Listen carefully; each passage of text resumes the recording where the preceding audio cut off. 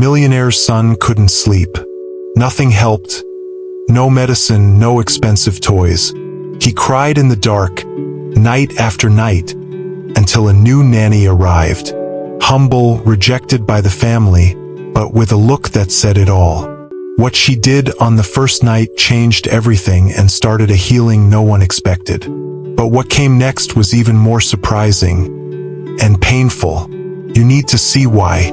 But before we continue, subscribe to the channel now to keep receiving stories that touch the heart, inspire, heal, and move you. In the silent mansion atop the hills, the most constant sound was the ticking of the old wall clock.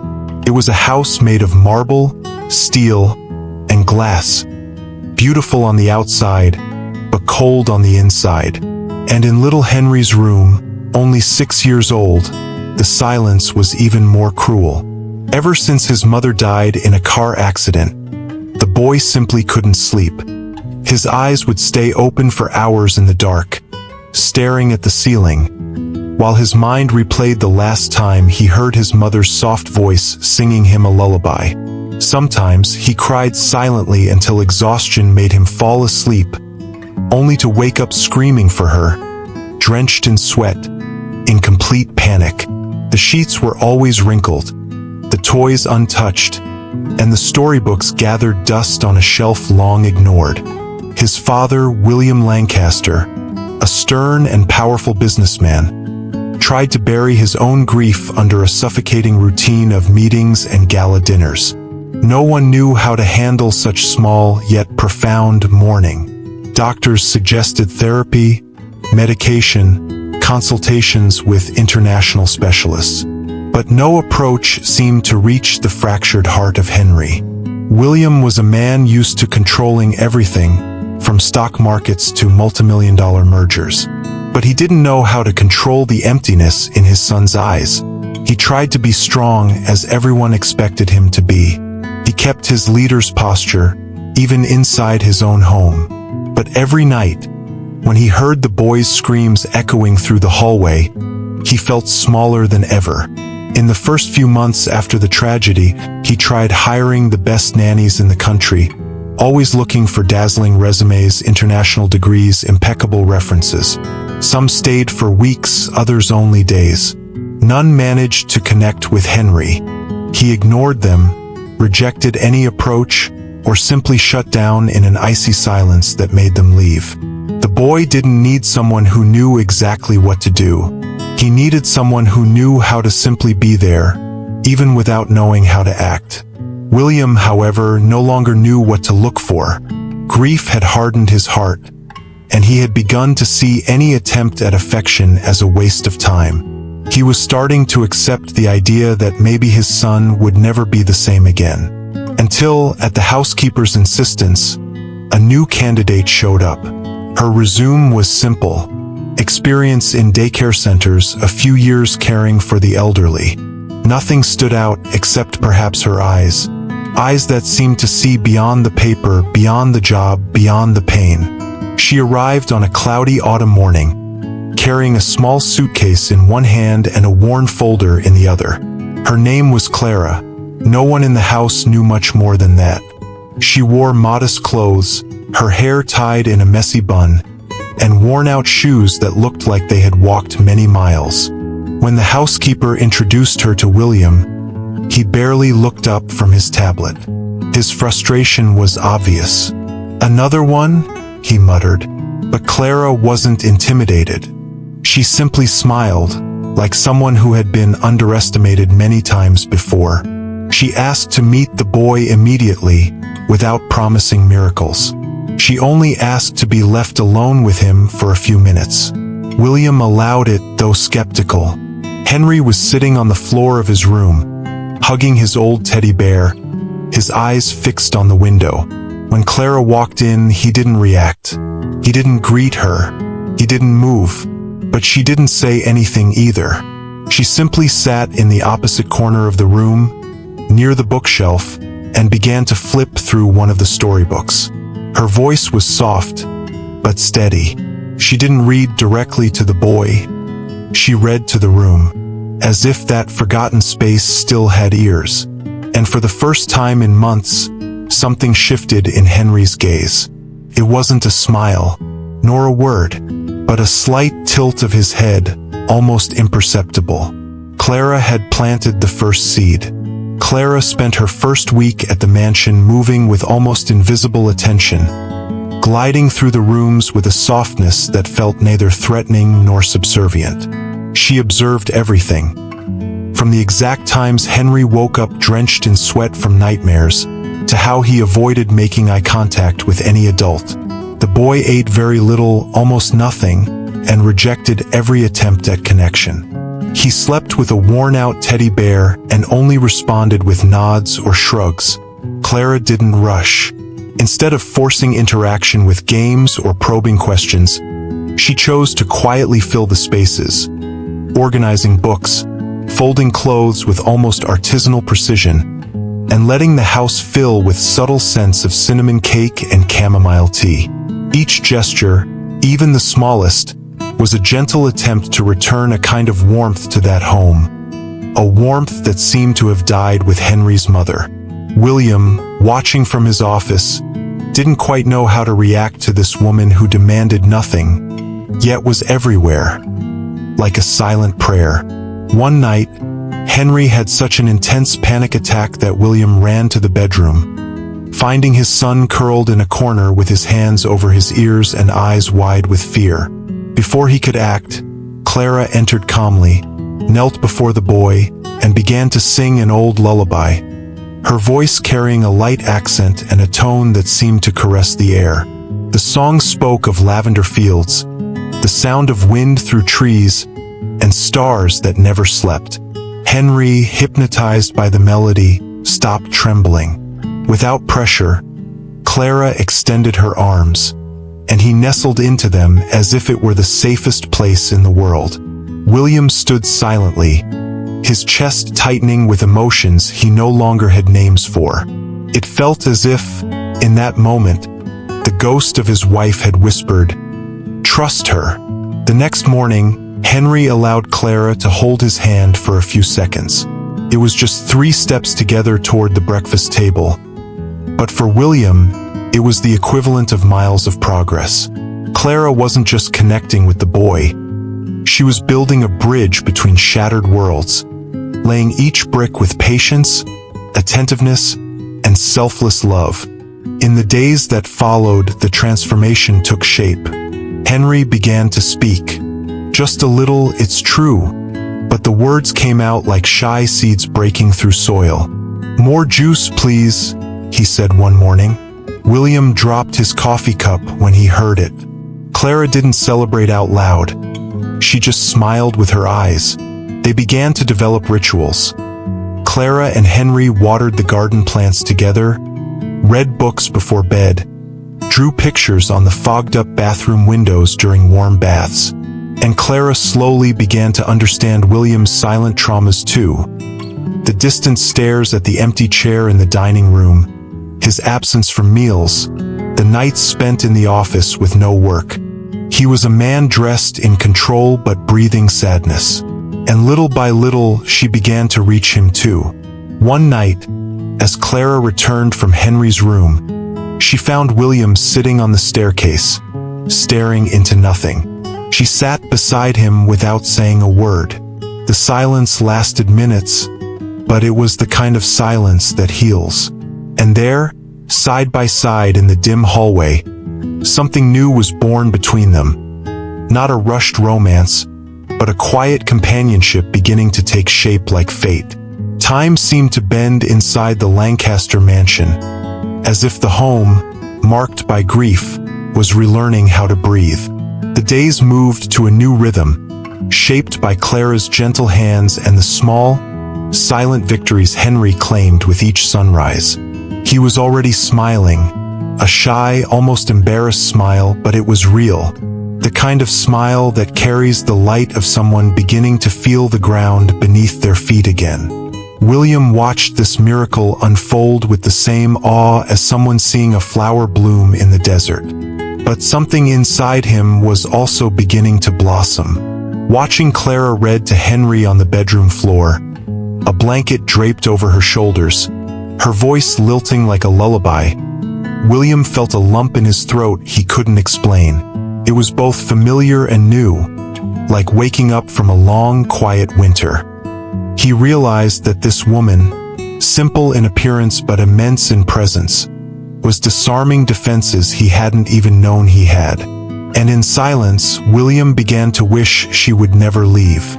One quiet Sunday morning, as the lazy sunlight streamed through the large windows of the living room, Clara was making pancakes with bits of apple and cinnamon. Henry, perched on a tall stool, was watching her every move intently. Suddenly, he asked in a soft voice, "Are you going to leave too?" Clara paused. Her heart froze. She turned slowly, crouched to meet his eyes, and answered with calm firmness, "No, Henry, I'm not going anywhere. You're not alone." William, who had just entered the kitchen unnoticed, stopped in his tracks, hidden between the doorframe and the shadow of the wall. That moment, that sentence struck him deeply. For the first time, he understood the profound impact Clara was having on the boy's soul, and on his own. It wasn't just her role as a caregiver. She had become an anchor. Clara had planted roots in that house, in the boy's sad eyes, and in the heart of a man who no longer believed starting over was possible. And William realized, with a chill down his spine and a warmth in his chest, that he was beginning to rely on her gentle, steady, healing presence. Something in him broke, and at the same time something new was being built. The following weeks sealed this transformation. Henry began to sleep through the night, his nightmares becoming less frequent, like shadows finally losing their grip. He laughed loudly as he slid down the polished hallway floor, ran to show scribbled drawings made with tiny hands, and began asking questions. So many questions. About the stars, about the rain, about his mother. Clara answered with tenderness, never erasing Helena's presence, but embracing the space that now belonged to her. William, in turn, started finding excuses to spend more time at home, postpone meetings, cancel dinners. Little by little, he was trading numbers for moments, contracts for presents. And it was on a cloudy afternoon, when Clara entered the study to deliver a letter Henry had left, that everything changed. She handed him the folded paper, and William opened it. The childish handwriting read, "Dear Daddy, can I call Clara Mommy? Because that's what my heart feels." Silence fell between them like a veil. Clara, nervous, apologized for delivering it. But William said nothing. He just looked at her, deeply. And in that moment, without words, something powerful was born. He didn't answer his son's question right then. But in his gaze, Clara saw the answer that would change their lives forever. And in that quiet instant, the hearts of three people beat in the same rhythm. The rhythm of love that, though born from pain, was being reborn with strength. That night, after Clara read once again the same adventure book Henry always insisted on hearing, she tucked him in gently and sat there, watching him fall asleep. William appeared at the door, leaning quietly on the frame, saying nothing. Their eyes met, and nothing more needed to be said. There was a silent pact between them, built day by day, gesture by gesture. When Henry finally fell into deep sleep, Clara stood up and left the room with quiet steps, her heart pounding. William followed her to the terrace, where the city lights sparkled in the distance, as if the whole world were apart from that quiet house.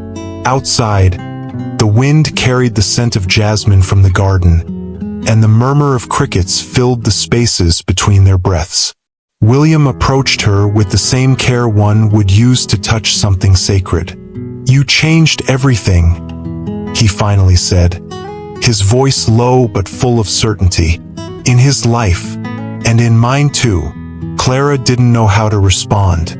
It was as if any word in that moment might shatter something too precious.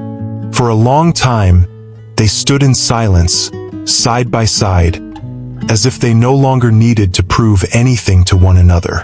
Their world was changing slowly, and they both knew it. William, the man who once hid behind commitments, figures, and unbreakable routines, now looked at Clara as one would look at a daily miracle. And Clara, no matter how much she tried to keep her posture as a nanny, knew her emotions had long since crossed the line of professionalism. But she also knew the weight of reality. The outside world still saw labels. Wealthy widower, humble nanny, woman with no pedigree. That was the kind of judgment she feared. Not out of shame, but because she knew that love like theirs, when it bloomed in hostile soil, was always put to the test. William seemed to understand that too. "I know the world might not understand," he said, still gazing at the horizon. "But I don't care what they say, because for the first time in a very long time, I'm truly living. And I want to keep living with you." Clara turned to him, eyes filled with tears. "Are you sure?" William nodded with a quiet smile. "The surest I've been since I lost Helena." The next morning, everything seemed normal. Clara prepared breakfast, and Henry woke up smiling, throwing himself into her arms with the genuine enthusiasm of a child who finally felt safe. But Clara's heart carried the weight of what was yet to come. That very afternoon, she would receive a visit from the past she still needed to confront. Her family. They had insisted on coming to see her, claiming concern. But she knew the real reason was something else entirely. When the electric gate opened and she saw her older sister step out of the car, followed by Carlos, her ex-fiancé, and her father, a rigid and proud man, Clara felt a chill run down her spine. It was as if the life she had been trying to rebuild was about to be crushed by the demands of a world that refused to accept change. William stood by her side throughout the visit, discreet but attentive, and Henry, as if sensing his beloved nanny's discomfort, never once let go of her hand. Clara took a deep breath and went to meet them, ready to face judgment, harsh truths, and decisions that could once again alter her destiny.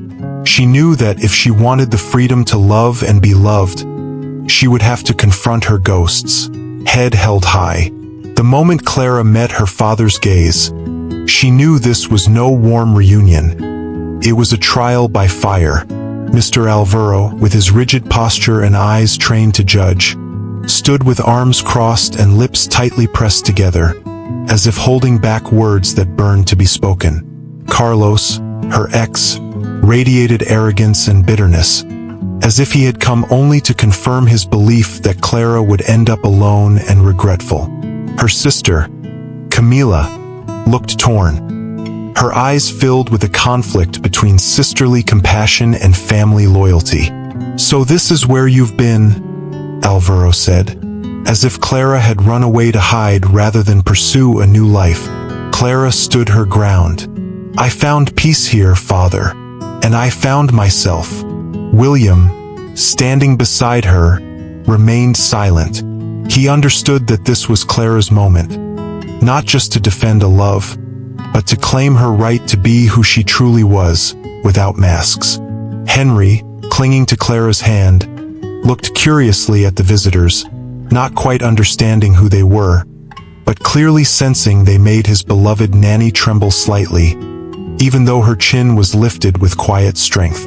Carlos was the first to throw an accusation. "You gave everything up for this? For a rich man with a small child and a complicated past?" His words dripped with contempt, as if Clara's love for this family was a charade driven by convenience. "You left a secure life with me to become a luxury nanny?" The words hit like stones, but Clara didn't flinch. "I gave up a life of blind obedience for a life of purpose. Here, I'm more than someone's future wife. I matter. I'm heard." Carlos scoffed, but Alvaro remained silent, watching with eyes of steel. William stepped forward. I never asked Clara to be anything other than who she already is. And who she is incredible." His voice was calm, but firm enough to silence Carlos. Then Camila finally spoke. "Clara, is this really what you want? Because if it is, maybe we should try to understand instead of attack." For the first time, the family's harsh exterior began to crack, and that gave Clara strength. It was the beginning of change, or at least of a fair fight. Henry, who had been quietly watching everything, finally let go of Clara's hand and walked to the center of the room, stopping between her and the visitors. With his calm and straightforward manner, he looked at Clara's father, then at Carlos, and spoke with a child's honesty. "Are you mad because Clara loves us?" Silence fell over the room. "She helps me sleep. She teaches me to laugh. And she makes my dad smile when he thinks nobody's watching." The silence that followed was heavy, but not hostile. It was the kind of silence that fills a space when a simple, undeniable truth has just been spoken. Clara knelt and pulled Henry into a tight hug, as if thanking him for saying exactly what she hadn't been able to express in words. William stepped closer too, placing a proud hand on his son's shoulder. "In this house," he said, looking Alvaro straight in the eye, "there are no employers or servants, no superiors or inferiors.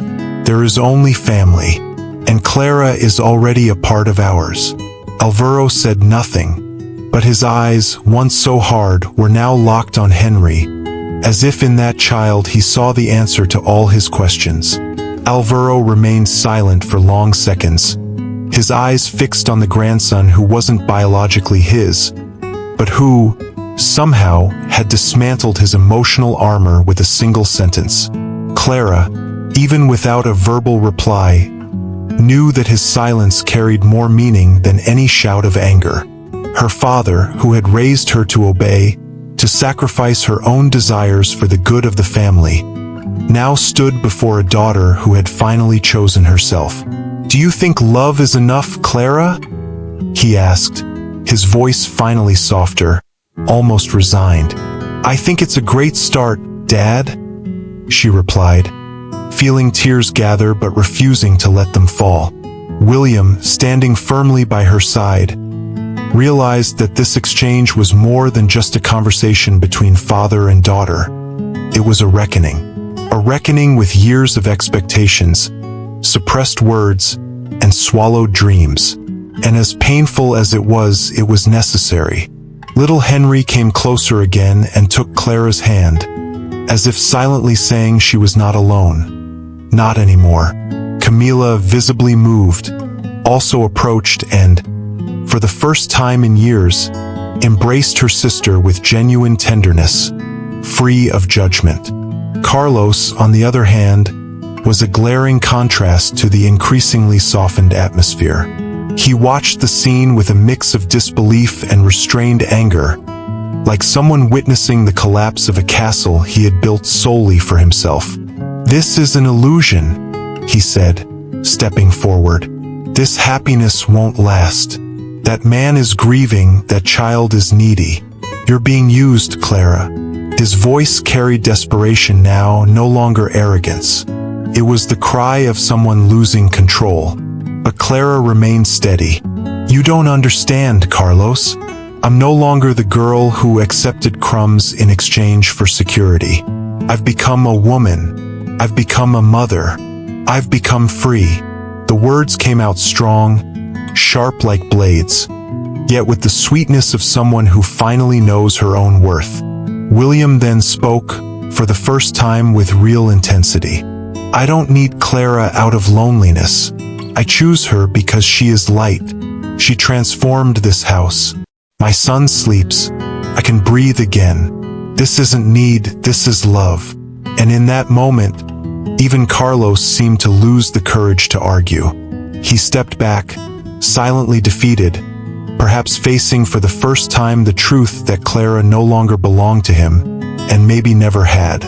Once the visitors left, carrying with them their shattered certainties and heavy silences, the mansion seemed to breathe again. Clara, sitting in the garden beneath the shade of a cherry tree, watched Henry play with the dog William had rescued shortly after meeting her. He had named him Lucky because it was the same day Clara entered their lives. William approached slowly, like someone respecting the space of a person who had just weathered a storm. "You were incredible," he said, sitting beside her. "You faced everything with so much dignity." Clara smiled, but didn't reply right away. Her eyes were distant, as if still speaking with memories and ghosts from the past. "For the first time, I didn't need to ask permission to be who I am," she finally said, "nor apologize for it." William took her hand and squeezed it gently. "You belong here, Clara, not because Henry loves you or because I love you, but because you love yourself enough to stay." She rested her head on his shoulder, feeling that, in that silent gesture, there was more commitment than in 1,000 empty promises. And as the wind stirred the blossoms around them, Clara knew that, at last, she was exactly where she was meant to be. The days that followed were filled with a quiet yet powerful rebuilding.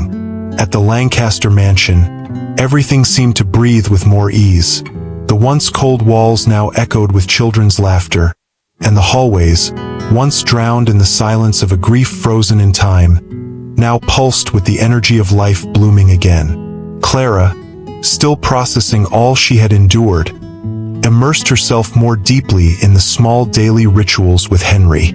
She spent hours reading to him, creating educational games, or simply lying on the floor beside him, listening to the boy share his dreams and fears with a trust that only grows when one feels truly loved.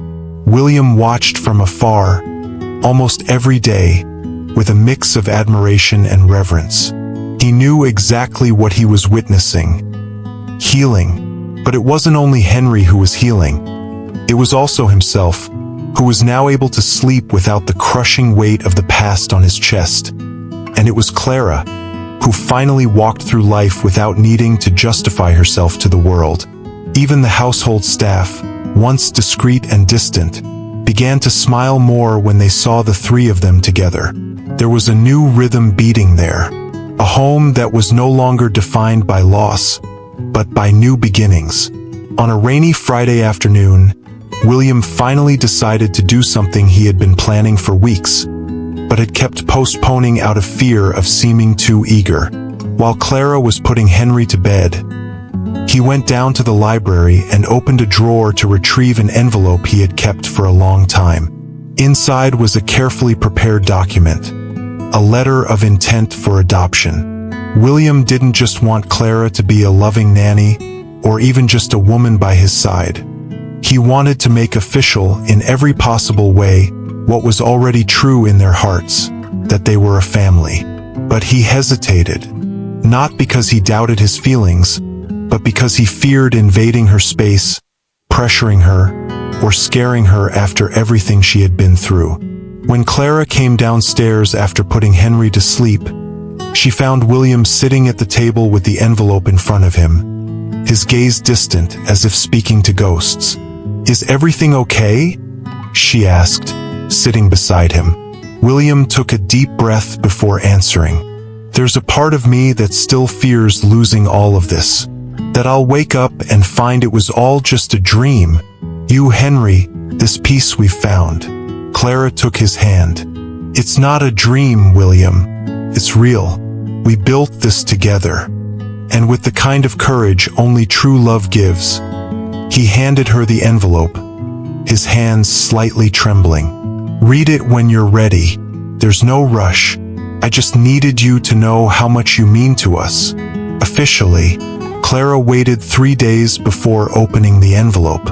Not because of doubt, but because she knew that paper represented a definitive transition. When she finally read it, her heart tightened. It was a proposal for shared adoption. William wanted her to be legally recognized as Henry's mother. But there was more.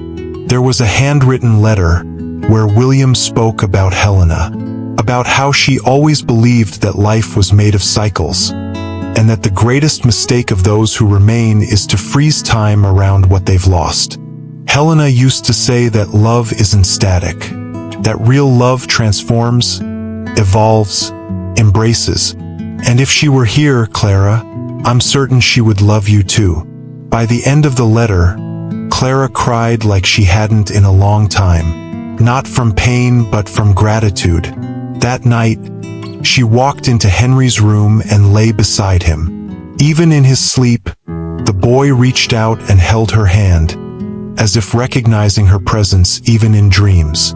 And in that silent touch, Clara knew what she needed to do, not out of obligation, nor out of fear of losing what she had, but because it was time to take a step forward, with her head held high and her heart at peace. The next morning, Clara woke earlier than usual. The mansion was still asleep beneath the soft mist that hovered over the garden, and the faint sound of light rain created an almost sacred silence. She put on her wool coat and walked to the greenhouse at the back of the estate, a place Helena had designed, and which Clara now used as a refuge for moments of introspection. There, among the lovingly cared-for plants, Clara felt connected to something greater, as if she could hear echoes of the past and glimpse possibilities of the future. She sat on a moss-covered stone bench and pulled William's letter from her pocket, rereading it under the soft morning light. Every word seemed to pulse with truth. Clara no longer saw the adoption request as a burden, an added responsibility on her path, but rather as a confirmation of what was already real. She didn't need a title to know she was Henry's mother in soul and heart. But now, accepting this role formally felt like honoring everything they had built. And maybe, deep down, also honoring Helena's memory. It was time to let go of hesitation. When Clara walked into the dining room that morning, she found William already at the table, drinking his coffee and reading the newspaper, with Henry beside him, coloring with crayons. The boy, upon seeing her, jumped from his chair and ran to her, wrapping his arms around her legs and looking up with a smile bright enough to light the world. "I dreamed about you, Mommy Clara," he said with the innocence of someone who had already chosen his truth long before the adults allowed it. William looked up at that moment and their eyes met. No words were needed. Clara knelt down, embraced Henry tightly, and with teary eyes whispered, "I dreamed about you too, my love, and I've decided that I will never leave your side again."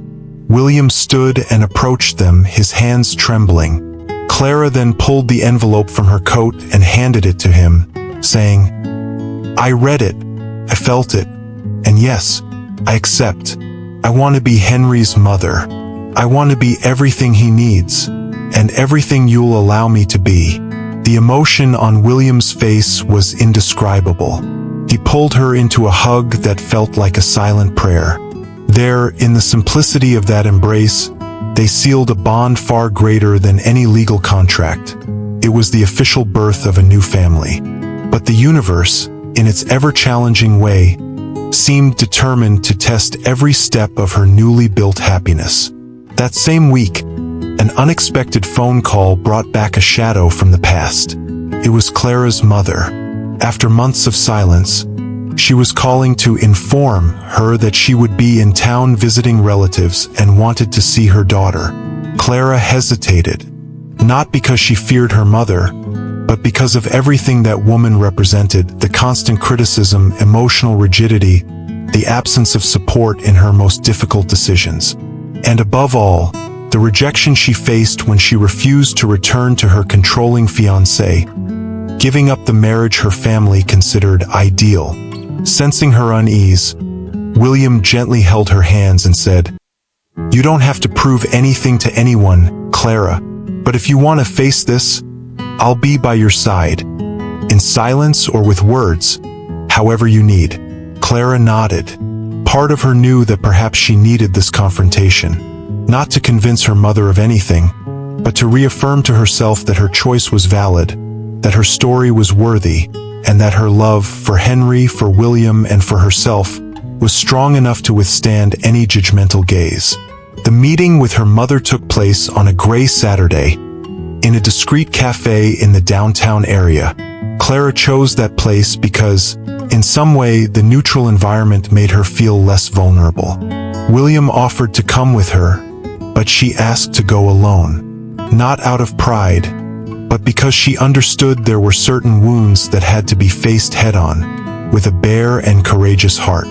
When she arrived, her mother was already seated, as always impeccably dressed in her beige coat, hair neatly pinned, her steady gaze seeming to weigh every step. They exchanged restrained greetings, and an uncomfortable silence hung between them for a few minutes. Then her mother said, almost emotionlessly, "So now you're a millionaire's nanny?" Clara took a deep breath. She hadn't come there to justify her life, but felt compelled to respond. "I'm not a nanny. I'm a mother to a boy who chose me with his heart. And I stand beside a man who loves me for who I am." Her voice didn't waver.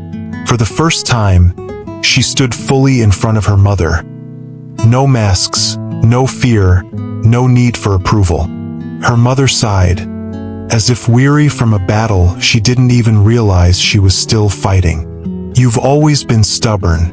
You threw away a stable engagement, a secure life. And for what? For a child that isn't even yours."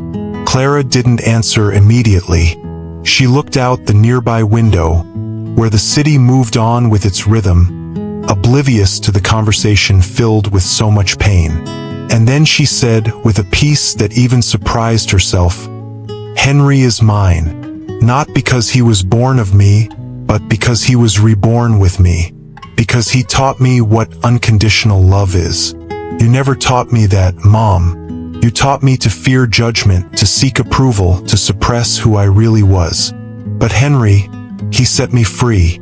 For the first time, Clara saw in her mother's eyes something that wasn't criticism or coldness. It was almost sorrow.